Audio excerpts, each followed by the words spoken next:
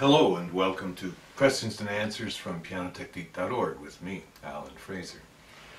I'm really grateful that you're sending in questions that really make me think and which are going to help enlighten us all in our continued search for the ultimate in piano technique. So, on to the first question. markeog writes, I have noticed that a lot of the time when you are demonstrating and illustrating on the keyboard, your fingers look very straight. My fingers are slightly curved most of the time, even when I think I'm skeletally aligned with one bone supporting the next. This is the case even when I think I am playing with elasticity. The same goes for my thumb, which is also often slightly curved. Does this matter? By the way, I do not feel like I am clawing the keys when my fingers are in this slightly curved stance. Also, when I try playing with straight fingers, it is a different part of the finger that makes contact with the key, i.e. the pad, not so much the tip or the near tip. I find it hard to do this with my third finger since it is obviously longer than the rest. Any comments? Okay. This brings up a central issue. Much of what I teach is so-called remedial or experiential, or it's an activity of the hand on the key that's designed to create a new set of reflexes, and not necessarily that you're going to play like that. Other things that I do and teach are actually meant to be used in playing, and it's all mixed up. So as you're going along, you sort of have to figure out, and of course things shift from one category to the other.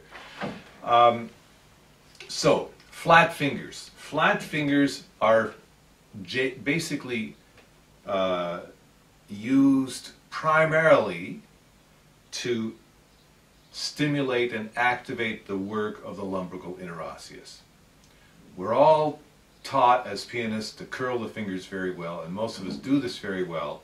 And the trouble is, when you curl without the participation of the lumbrical interosseous, then you're going to get into trouble.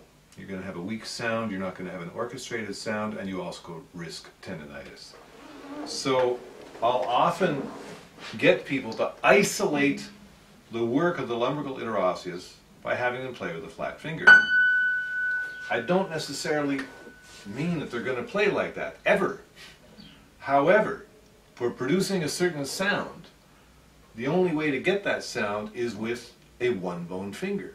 So for instance, if I want to play an incredibly rich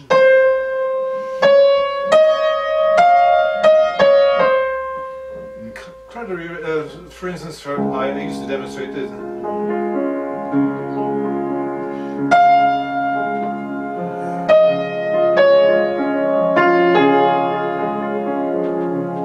You hear I'm producing even more sonority and more singy sonority than I did on the DVD when I demonstrated that, and it's not banged. It's not banged because there is no collapse anywhere in any of the joints all the way through into my back and even down to my pelvis. So I get that by straightening the finger and just coming in like that. I might slide forward, I might launch upwards. There are any number of ways to do it, but all of them, I can feel this elastically right here. The lumbrical interosseous right here, it's stimulated, it's working. It knows darn well it has to work, or else the finger's just going to collapse. So I put it into a situation where it has to work. Now, later on, I may play with a curved finger. I might curve my finger like this with this very specific curl to the finger. You see, there's a very specific degree of curvature, and again it gives me a very specific sort of a sonority. I might curl very much.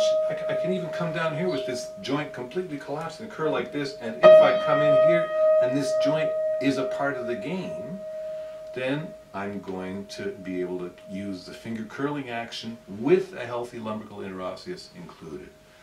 So you see, yes, I demonstrate a lot with flat fingers, but there's a reason for that, because I'm addressing the perceived need, the weak link in the chain, which is right here in the center of the hand.